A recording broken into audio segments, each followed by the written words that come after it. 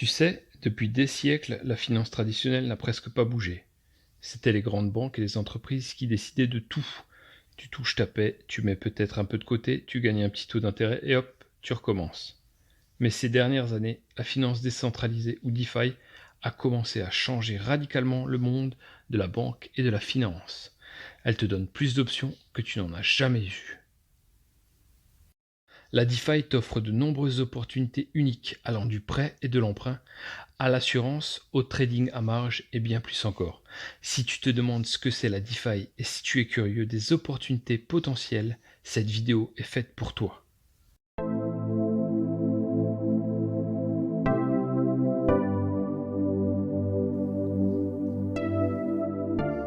Salut, c'est Découvre les cryptos. N'hésite pas à t'abonner à ma chaîne et à activer la cloche de notification pour avoir des infos sur les cryptos. Pense aussi à liker la vidéo et lâcher un commentaire. La finance décentralisée, aussi appelée DeFi, c'est une façon innovante et accessible à tout le monde de gérer son argent, grâce à Internet et à la technologie des blockchains. C'est une alternative crédible au système financier traditionnel qui propose plus de transparence, de rapidité et de moindres coûts, sans autorité centrale pour réguler son fonctionnement. En d'autres termes, tu retrouves le contrôle de ton argent, sans passer par les institutions ou les grandes banques. Pour te représenter la DeFi, imagine-la comme des couches. Par exemple, comme Ethereum, la blockchain qui garde l'historique des transactions et l'état des comptes, les actifs échangés, comme les Ethers, les protocoles, les smart contracts qui donnent accès aux fonctionnalités financières, et les applications, les dApps que tu utilises pour accéder à tout ça et échanger des crypto-actifs. La DeFi est née à partir de l'invention du Bitcoin en 2008 et d'Ethereum en 2014.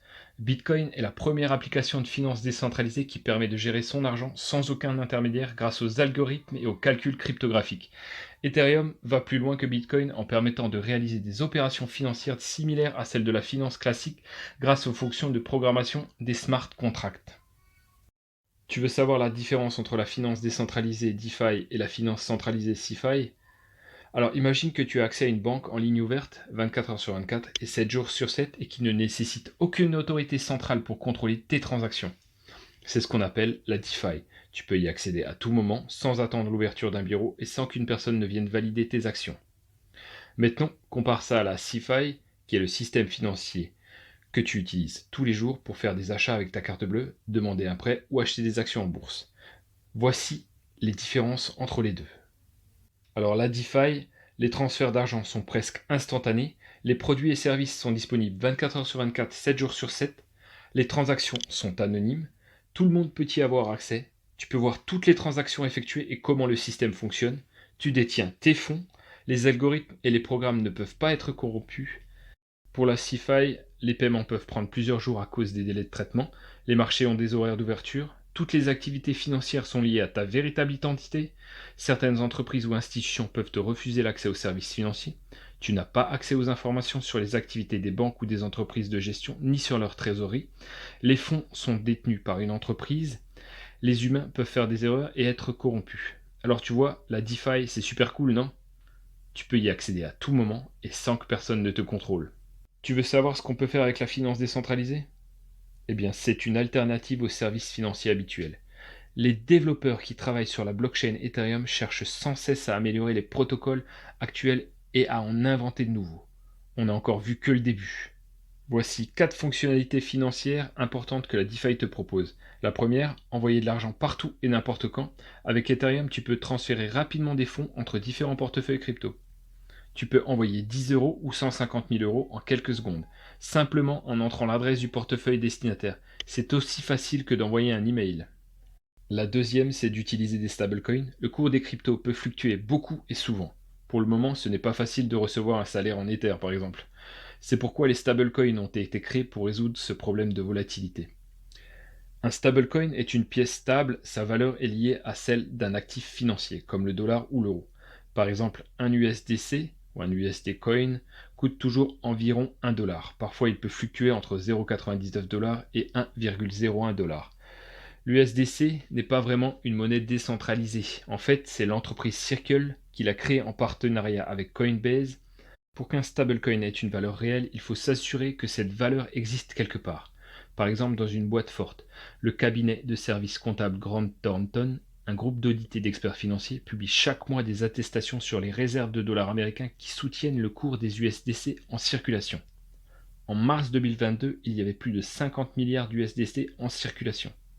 La troisième, emprunter. Les systèmes financiers décentralisés changent la façon d'emprunter.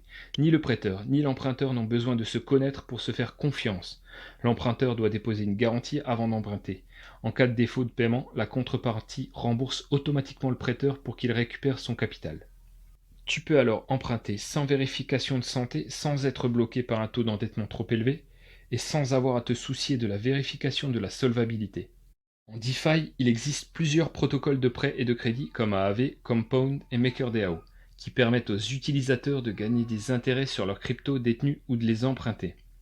Les prêteurs et les emprunteurs peuvent s'engager dans des transactions financières sur une blockchain publique et décentralisée, ce qui les protège contre les risques de contrepartie et de faillite. Les smart contracts exécutent automatiquement les conditions du contrat sans intervention humaine, ce qui élimine les erreurs et les incohérences. Le prêt décentralisé offre donc des avantages supplémentaires par rapport au prêt traditionnel, comme des taux d'intérêt plus élevés, une transparence accrue, des processus plus rapides et une forte sécurité. Il y a cependant des risques liés au protocole DeFi, donc il est important de faire des recherches approfondies avant de s'engager dans un prêt décentralisé. La quatrième, c'est investir. Avec la finance décentralisée, tu peux investir directement dans des actifs financiers sans passer par un intermédiaire. Tu peux acheter des actions, des obligations, des produits dérivés, des fonds négociés en bourse, etc. Tu as un contrôle total sur tes investissements et tu peux les surveiller en temps réel sur ta blockchain. De plus, tu peux investir dans des projets innovants comme des startups en phase de levée de fonds en achetant des tokens qui représentent des parts dans ces projets. C'est ce qu'on appelle les ICO, Initial Coin Offering, ou les IEO, Initial Exchange Offering. Enfin, tu peux gagner de l'argent en prêtant tes cryptos sur une plateforme de prêt. Tu recevras alors des intérêts sur tes fonds prêtés. Voilà, tu as une petite idée de ce que la finance décentralisée peut t'offrir. C'est un univers en constante évolution. Il y a encore beaucoup à découvrir. Je te rappelle que je ne suis aucunement conseiller financier et que rien de tout cela n'est destiné à être interprété comme un conseil en investissement.